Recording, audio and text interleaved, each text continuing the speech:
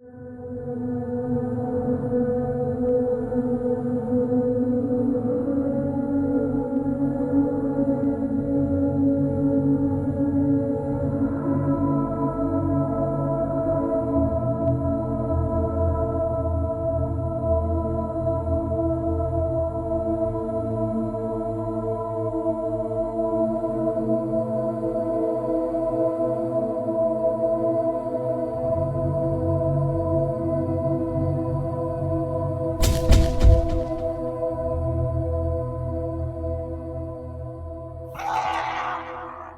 this year was our 2017 Javelina hunt that we went on.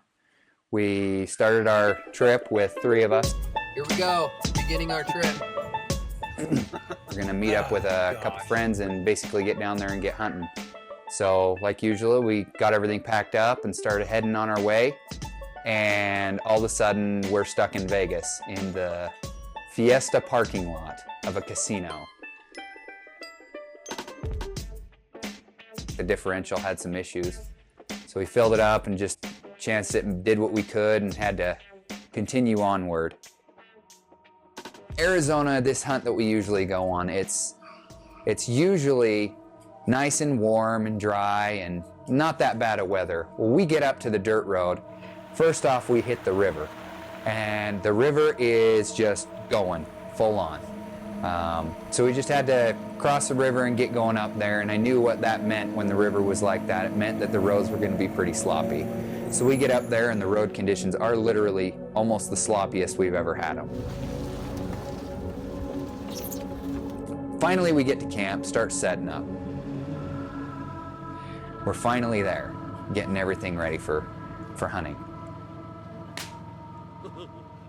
So we all kind of napped that evening because we had such a long trip down,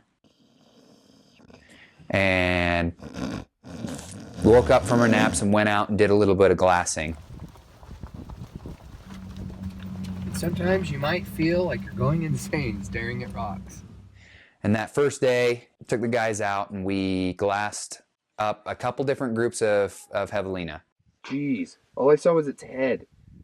Showed them what to look for, got the excitement up for the next day's hunt. That's Javelina. Phil gets up there. His truck, from the bumper all the way to the back of his camper, was completely covered in mud. So got it all set up, just said, let's get to this. Next morning comes, first day of the hunt.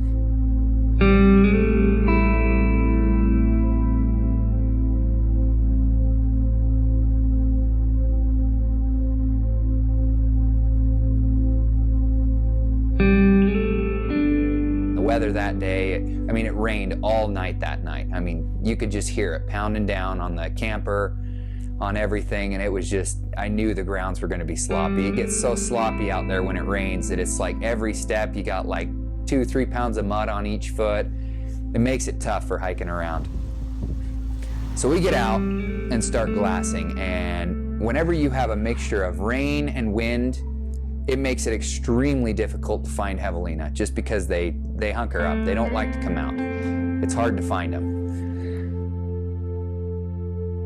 So after glassing for a while, we decided we were going to go for a little hike just to get out instead of sit in a truck all day. So we go out and start hiking, get up to a point, and glassing, and it's just grueling. No Javelina are out. Nothing's showing themselves.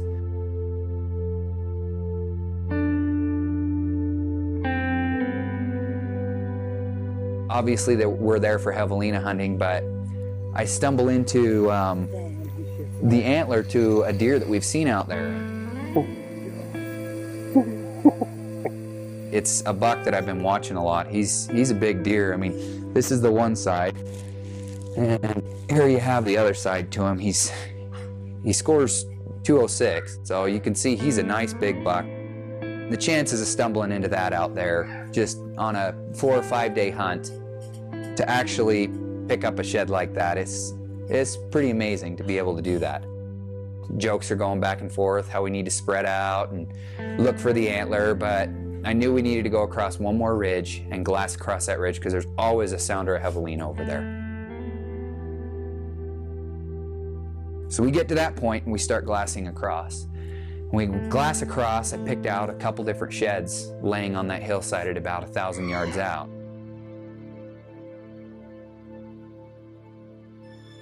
Of course, after I found them, I wanted to make sure we went out and got them. No Javelina in sight, couldn't find them.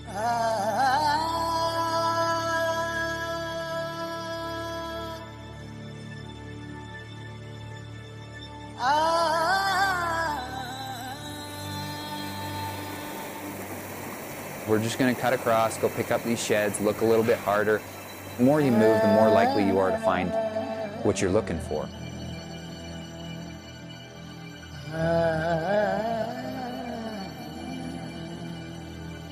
There was a set of antlers laying side by side.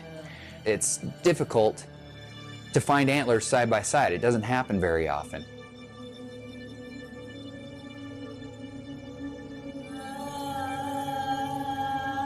I stand up and I turn around, and it just hit me like, holy crap, we're done.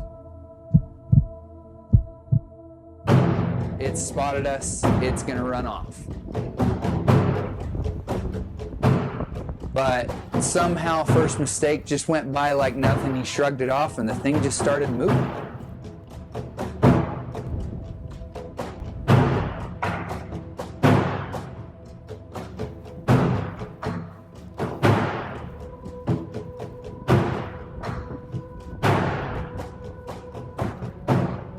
We get going, and all of a sudden, out of the corner of my eye, right in front of me, I look up.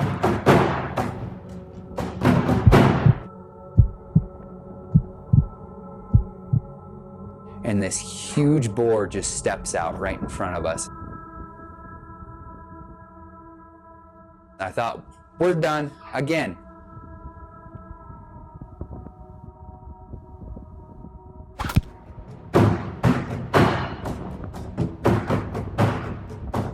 And these animals, I'll tell you what, they are the toughest animals I have ever hunted.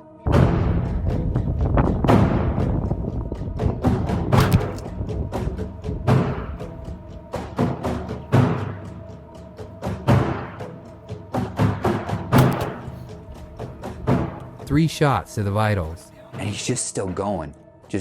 He won't die.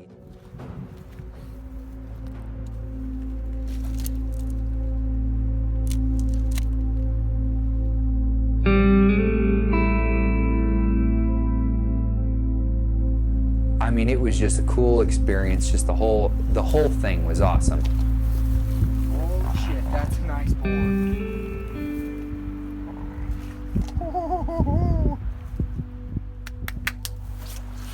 Yes!